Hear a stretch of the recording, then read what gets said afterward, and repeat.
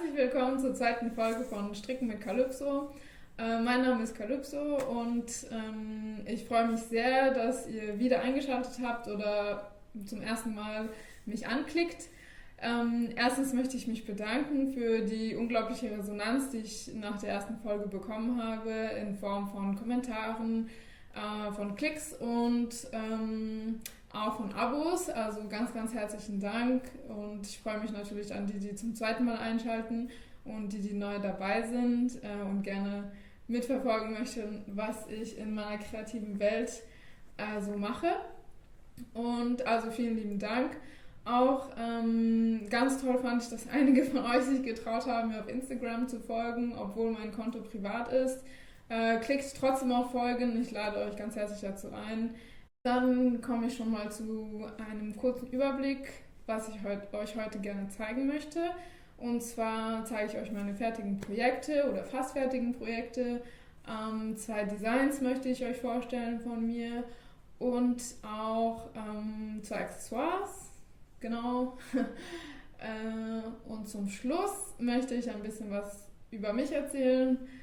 Das habe ich im letzten Podcast nicht so viel gemacht und wurde darum gebeten, ein bisschen mehr über mich zu erzählen. Das mache ich natürlich gerne. Ja, dann lege ich auch schon los. Und zwar mit dem, was ich heute trage. Das ist die Jacke von Mary Wallen, die Sapphire aus diesem Heft.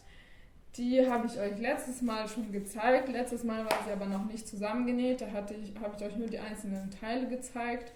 Und ja, heute kann ich sie präsentieren. Es fehlen noch die Knöpfe. Die muss ich später noch kaufen gehen. Und was noch? Es fehlt noch die Häkelborte, die Mary Wallen ganz geschickt hier über diese Säule drüber näht. Oder ja, hier anbringt, diese Säule an glatt rechten Maschen, die ich genutzt habe, um hier etwas Taille noch reinzubringen, weil dieses Design sehr kastenförmig ist. Und ehrlich gesagt hätte ich das vielleicht sogar weglassen können. Von der Größe hätte es mir auch ohne diese Säule an rechten Maschen gepasst, aber das ist jetzt nicht so wichtig.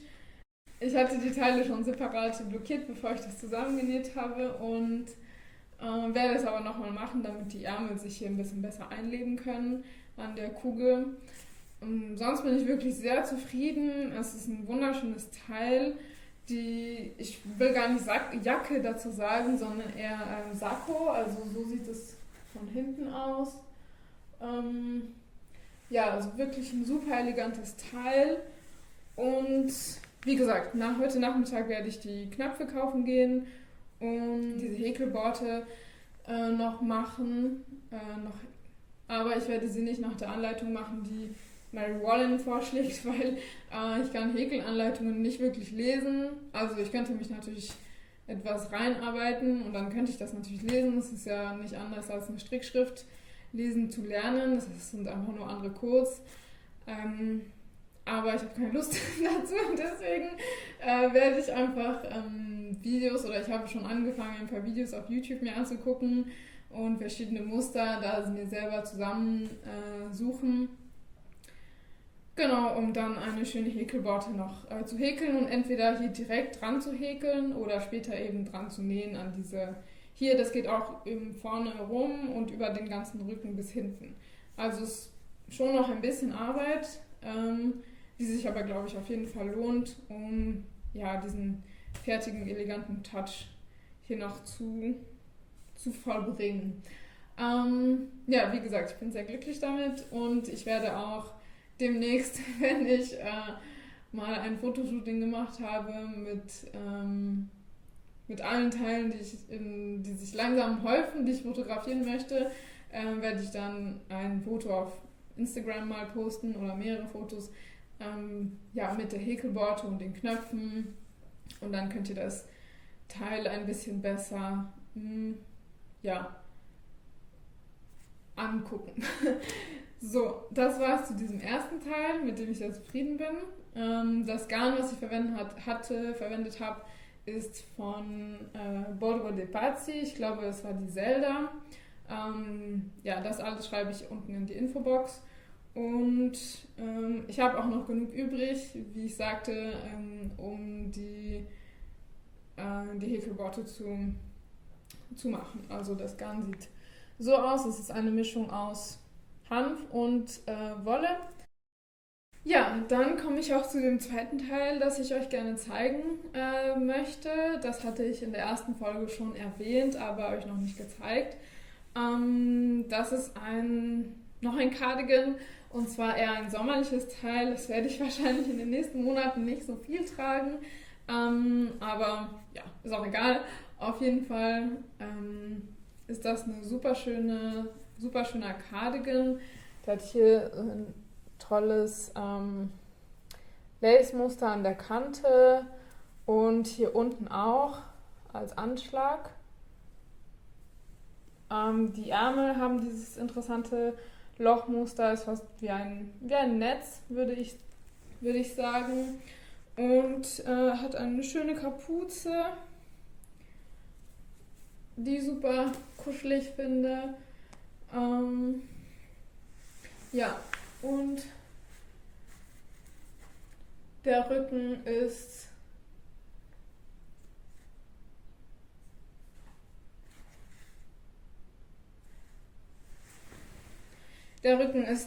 komplett in Lace gestrickt. Diese Jacke habe ich auch aus Borgo dei Pazzi gestrickt mit der Sira. Das ist ein Garn aus 70% Bambus und 30% Seide. Ein sehr, sehr schönes Blau, sehr helles Blau, was etwas glänzt durch die Seide. Fühlt sich sehr gut an. Und ich habe die auch jetzt gewaschen eben, deswegen zeige ich sie euch heute. Lässt sich also super easy in der Waschmaschine waschen, sehr pflegeleicht und wie gesagt wunderschön. Gefällt mir sehr gut. Diese Anleitung habe ich aus einem super alten Heft, das ich mir auf irgendeiner Reise mal gekauft hatte. Das ist der Knitter. Und zwar ist das eine Ausgabe von Spring Summer 2012. Wie gesagt, ziemlich alt. Und dieses Design wollte ich eben schon seit langem machen. Und wenn mir etwas länger als einen Monat im Kopf herumschwirrt, dann bedeutet das, dass es mir wirklich gut gefällt und ich das auf jeden Fall machen möchte. Ich wollte auch zu dem Zeitpunkt ein bisschen gehirnloses Stricken machen und da haben sich diese Vorderteile natürlich perfekt dafür geeignet. Nicht so viel nachzudenken, sondern einfach glatt rechts hochstricken, an der Kapuze auch. Das Einzige, wo man ein bisschen aufpassen musste, war eben die Kante hier. Und die Ärmel waren jetzt auch nicht sonderlich schwer, auch sehr repetitiv. Genauso wie das Lace-Muster im Rücken. Das ist auch so ein Muster, wenn man das 2-3 Mal wiederholt hat. Den Rapport kann man sich den eigentlich auswendig merken und einfach hochstricken. Also auf jeden Fall ein tolles Projekt und werde das auf jeden Fall nächstes Frühjahr, Sommer ganz viel tragen. Ja, dann gehe ich als nächstes zu den 2 Designs, die ich mache, weiter über. Und zwar zeige ich euch hier den Emily Pullover. Den hatte ich euch letztes Mal schon gezeigt. Da hatte ich gerade die Ärmel und Vorderteil sowie Rückenteil auf einer langen Rundstricknadel platziert und war kurz davor, die Raglanabnahmen zu arbeiten.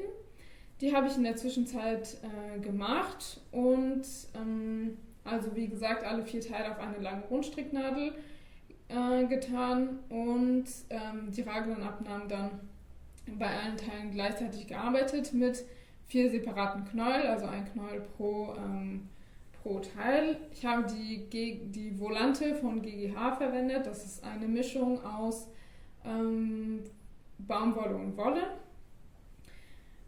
Wie gesagt, da es schon der dritte ist, den ich stricke, habe ich mir vorgenommen, die Anleitung zu verbessern.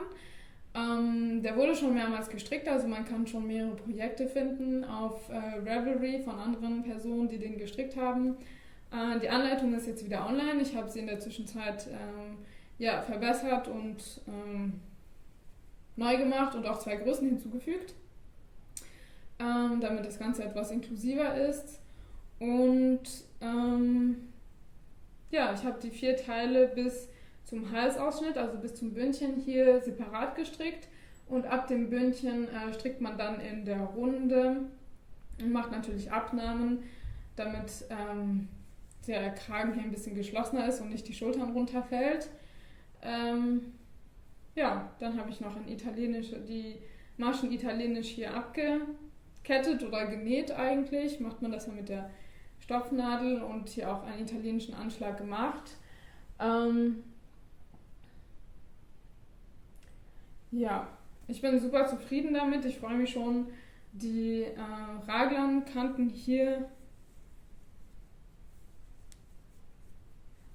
zusammenzunähen. Und das sind ja 1, 2, 3, 4 Raglankanten und die Seitennähte sowie die Nähte unter den Ärmeln. Ja, im Moment muss ich sagen, hat die PDF-Anleitung, die auf Ravelry ist, keine Fotos, weil ich gerne neue machen möchte. Da es schon das 3. Teil ist, habe ich gedacht, es wäre schön, die Anleitung dann mit aktuellen Fotos zu haben. Ja, wie gesagt, ich muss es noch fertig machen und ich habe noch ein paar andere Teile, die ich gerne fotografieren möchte. Und dann werde ich die Fotos hinzufügen zur Anleitung. Die alten Fotos sind aber noch auf Ravelry. Die könnt ihr natürlich als Orientierung verwenden. Es wurde, wie gesagt, auch schon von mehreren Personen gestrickt. Vielleicht auf den Fotos scheint es so, als ob der Ausschnitt etwas weiter wäre, als er ist. Also der geht hier nicht bis zu den Schultern, sondern ist schon ziemlich weit, aber es ist jetzt auch kein U-Boot-Ausschnitt, der hier komplett alles frei lässt, sondern ja, hier ungefähr entlang geht. Ja, genau, schaut einfach mal auf meinem Ravelry vorbei und demnächst, also in der nächsten Folge wird er auf jeden Fall fertig genäht sein und demnächst werdet ihr dann auch aktualisierte Fotos auf allen Kanälen finden. Wenn ihr jetzt schon euch die Anleitung ohne Fotos kauft, kann ich euch natürlich auch im Nachhinein separat die Anleitung mit Fotos schicken, ja, sobald die gemacht wurden. Ja, also das wäre der Emily Pullover, das ist ein Design von mir, den das eben schon länger gibt. Und ja, dann gehe ich zum zweiten Design, mache mal beim zweiten Design weiter. Und zwar hat er noch keinen Namen, aber ich stricke den mit der Rubetta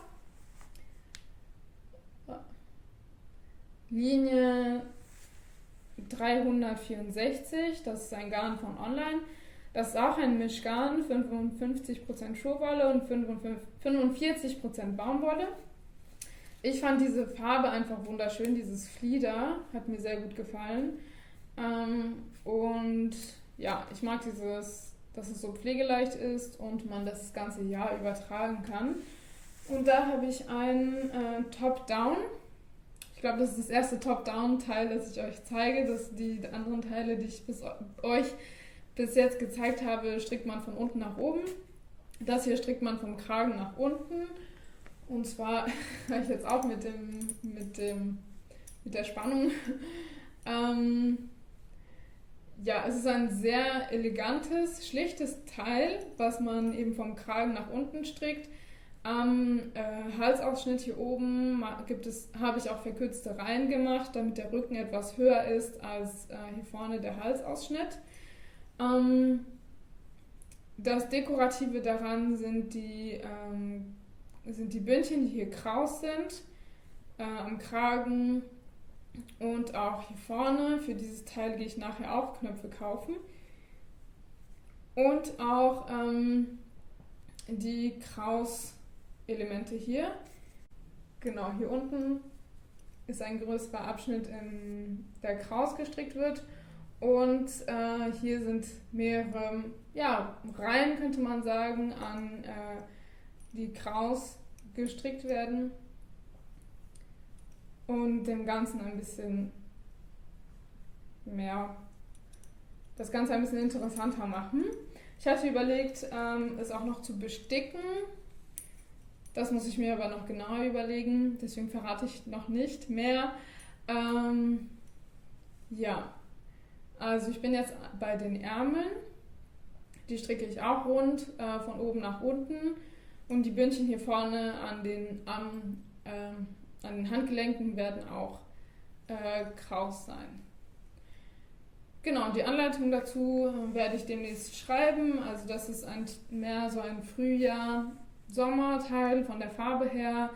Kann man natürlich das ganze Jahr tragen, aber die Anleitung werde ich noch nicht so bald online stellen oder fertig haben, sondern wahrscheinlich ja zum Januar, Februar oder so, damit ihr das dann auch stricken könnt und im Frühjahr dann tragen könnt. So sieht das von hinten aus. Das ist der Rücken. Ja. Ich freue mich sehr darauf. Das ist so ein Teil, das kann man auch sehr easy kombinieren mit ganz vielen verschiedenen Outfits und in vielen verschiedenen Farben stricken.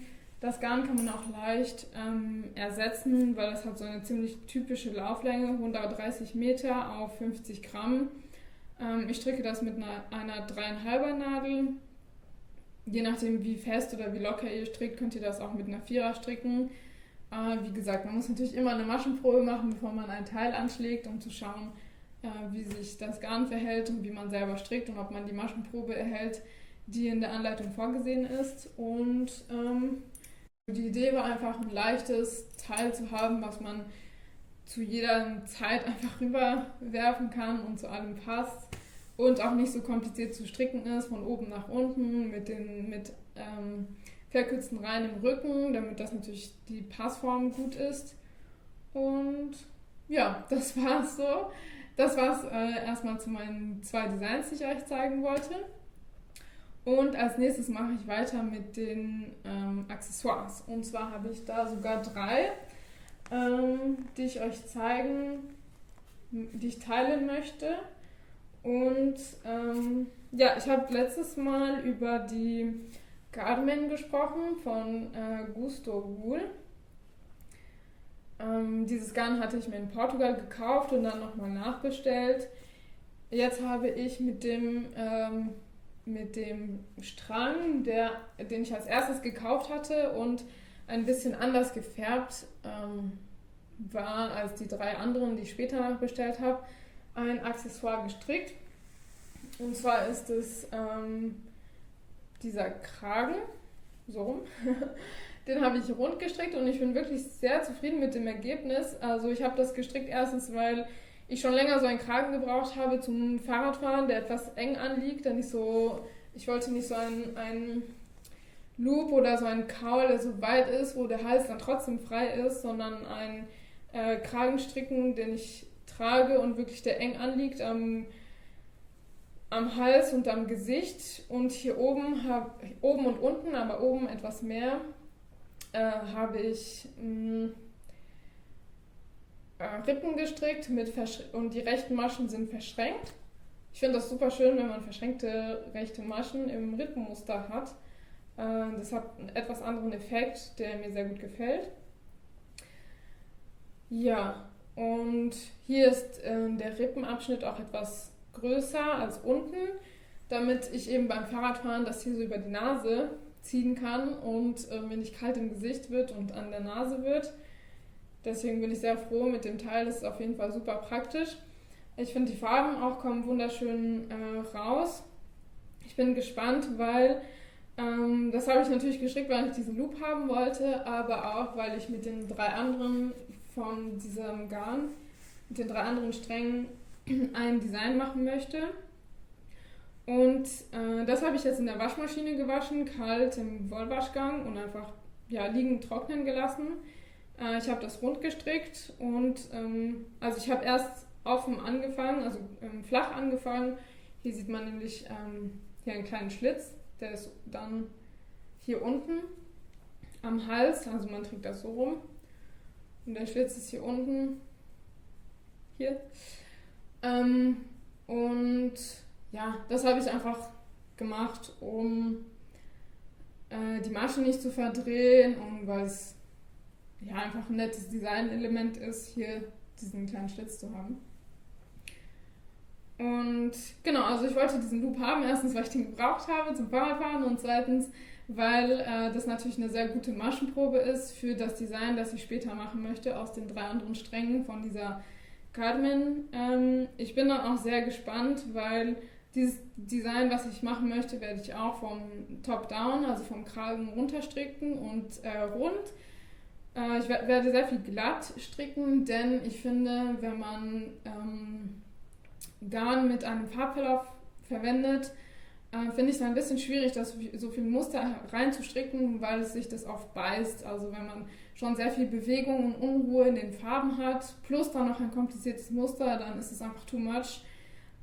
Deswegen werde ich das einfach bei dem glatt rechts belassen und einiges an Rippenmuster mit verschränkten Maschen machen.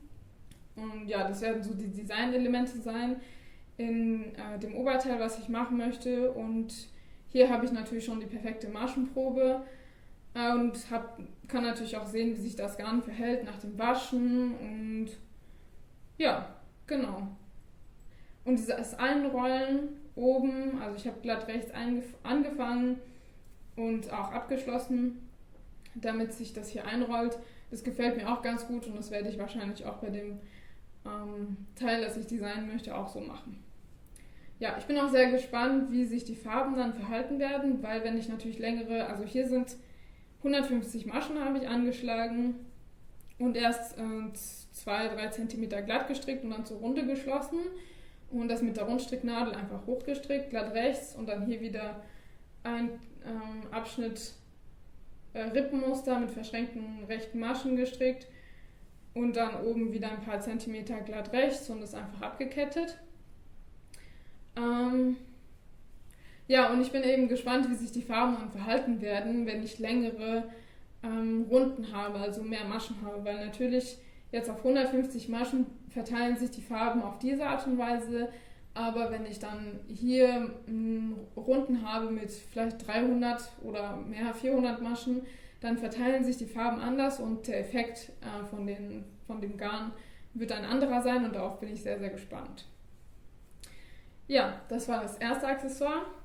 Dann komme ich zum zweiten. Und zwar fange ich mit dem Loop an. Den habe ich schon vor, ich weiß nicht, 3-4 Jahren gestrickt. Den habe ich aus der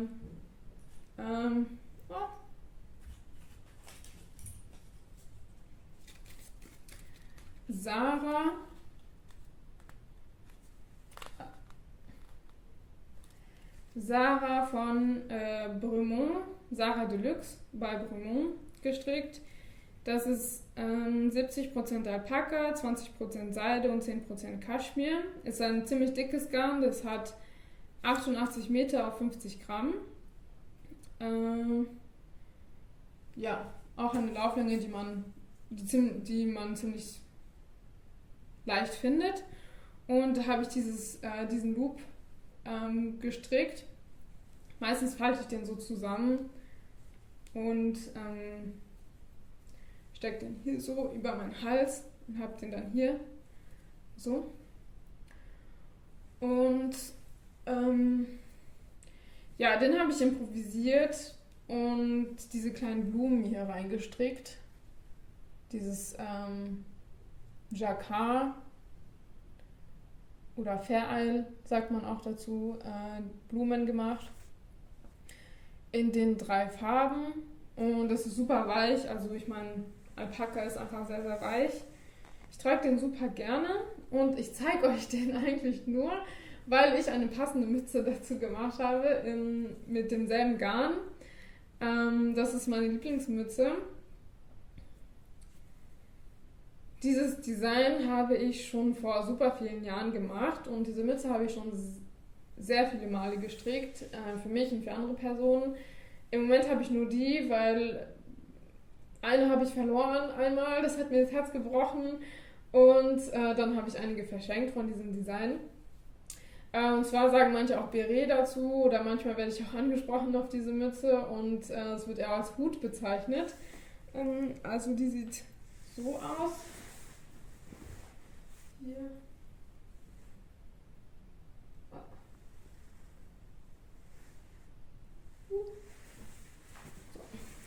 Ich hoffe, man hat es einigermaßen gesehen. Ja, und zwar ist das Bündchen hier doppelt und dann strickt man hier diese Patchworks. Ich glaube, man sagt auch Domino dazu, Domino-Technik. Ich kenne das als Patchwork, dass man diese Vierecke strickt. Hier. Ich mache die mit Krausrippen und auch glatt. Ich habe die mit 3 Farben gestrickt. Man kann sie natürlich auch nur mit 2 Farben stricken, damit der Effekt von diesen Vierecken gut zur Geltung kommt. Eine Farbe geht natürlich auch. Und oben hat man dann dieses sternförmige und ganz oben strickt man dann so eine kleine I-Cord und bindet dann hier einen Knoten rein. Also die Anleitung zu dieser Mütze findet ihr auf meinem Ravelry. Die Anleitung habe ich mit einem anderen Garn gestrickt und zwar mit Genio von Borgo de Pazzi. Das ist ein etwas dünneres Garn, aber die Anleitung findet ihr in 2 Größen und das finde ich das Gute bei Mützen. Da kann man sehr einfach rumspielen und experimentieren mit dünnerem oder dickerem Garn, um die passende Größe für einen selbst herauszufinden. Ja, jetzt denkt ihr wahrscheinlich, ich stricke nur in Borgo de Pazzi Garn, aber das ist mehr Zufall, weil ich vor einer Weile eine Kollaboration hatte mit dieser Marke und ja, da man dieses Garn online kauft, hat sich das einfach angeboten, ein bisschen mehr zu kaufen wegen der Portokosten und ja, damit sich das auch lohnt. Und genau, also das ist mehr ein Zufall. Ja, und die Anleitung zu dieser Mütze hat super schöne, tolle Fotos, deswegen lege ich euch einfach sehr ans Herzen, auf meinem Ravelry mal vorbeizugucken und euch das anzuschauen. Ja, das war Nummer 3 bei den Accessoires. Und schließlich wollte ich ein bisschen über mich erzählen. Das mache ich mit einer Überleitung. Und zwar zeige ich euch dafür diesen Pullover. Den habe ich gestrickt mit 12 vielleicht oder 13. Ich habe natürlich ein bisschen Hilfe bekommen damals von der Person, die mir Stricken beigebracht hat. Und zwar zeige ich euch den, weil ich den vor kurzem repariert habe, und zwar diese Woche, weil ich hier am Ärmel einen Fleck hatte. Und zwar war da ein Kleber drauf, der einfach nicht wegging. Das sah furchtbar aus, ein brauner Fleck von Parkettkleber. Und da habe ich diese Technik hier ausprobiert mit der Häkelnadel. Und auf dem Video auf YouTube war das gezeigt mit Stickgarn. Und ich glaube, das war wahrscheinlich zu Demonstrationszwecken mit Stickgarn und auch in einer anderen Farbe. Aber es hat mir gut gefallen, hier so einen kleinen Farbklecks hier reinzubringen auf den Ärmel. Und wie gesagt, diesen Pullover habe ich schon so lange, den habe ich einfach lieb. Auch für die Erinnerung, den er mit sich trägt. Ich konnte mich auch nicht entscheiden, welche Farbe, also habe ich 2 verschiedene Stickgarne genommen, dieses Koralle und Blau. Und ja, schaut euch diese Technik mal an auf YouTube, wenn ihr Löcher habt oder etwas reparieren müsst an euren Kleidungsstücken. Super einfach, macht auch Spaß. Ja, kann ich nur empfehlen und hält auf jeden Fall. Ja, jetzt komme ich zu diesem Pullover, und zwar kann ich euch nicht sagen, womit ich den gestrickt habe. Ich weiß nur, dass es 60% Wolle ist und 40% Kunstfaser. Ich habe Hilfe bekommen hier natürlich an den Armausschnitten, bei den Abnahmen und den Ärmeln etwas bei dieser Partie hier. damals. Und zwar hat die Person, die mir Stricken beigebracht hat, diesen Teil wahrscheinlich einfach gemacht. Und ich habe den Rest gestrickt. Ich liebe diesen Pullover, er ist einfach klassisch. Den kann ich zu allem tragen. Damals saß er wahrscheinlich ein bisschen größer. Jetzt sitzt er eng anliegend. Ich trage ihn aber immer noch gerne. Oder ich werde ihn wieder tragen, nachdem ich endlich diesen Fleck hier versteckt habe. Und zwar war es so, dass ich unbedingt stricken lernen wollte und meine Mutter hat mir rechte und linke Maschen beigebracht und ich habe als erstes, glaube ich, einen kleinen Pullover gestrickt für ein Kuscheltier von mir. Das waren einfach nur 4 Rechtecke, die ich dann zusammengenäht habe. Das war pink und weiß. Wahrscheinlich liegt es irgendwo im Keller, dieser kleine Affe mit seinem Pullover. Das war, glaube ich, das erste, was ich gestrickt habe. Und als nächstes habe ich einen Harry Potter Schal gestrickt in den Farben von Gryffindor.